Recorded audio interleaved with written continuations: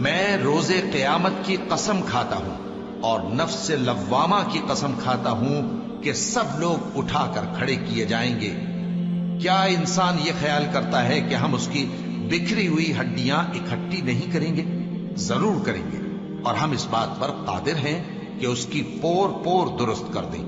مگر انسان چاہتا ہے کہ آئندہ بھی خود سری کرتا چلا جائے، پوچھتا ہے کہ قیامت کا دن کب ہوگا۔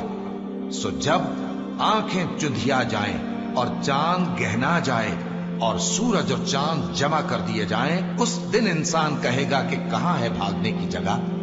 کہیں نہیں، کوئی جائے پناہ نہیں۔ اس روز تمہارے پروردگار ہی کے پاس تمہیں جا ٹھہرنا ہے۔ اس دن انسان کو جو عمل اس نے آگے بھیجے اور جو پیچھے چھوڑے ہوں گے سب بتا دیے جائیں گے۔ بلکہ انسان آپ اپنا گواہ ہے، اگرچہ عذر و معذرت کرتا رہے۔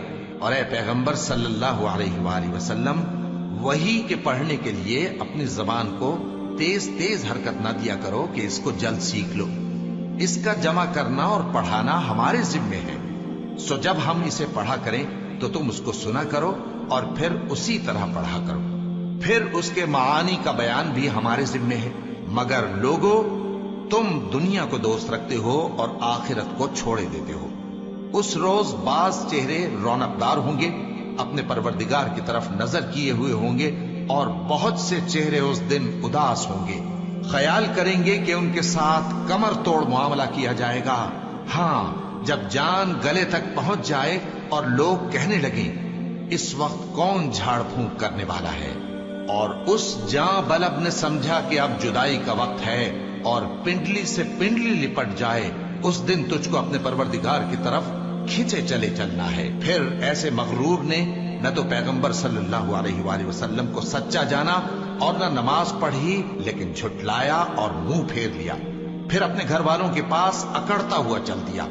خرابی ہے تیری، خرابی پر خرابی ہے، پھر خرابی ہے تیری، خرابی پر خرابی ہے۔ کیا انسان یہ خیال کرتا ہے کہ اسے یوں ہی چھوڑ دیا جائے گا؟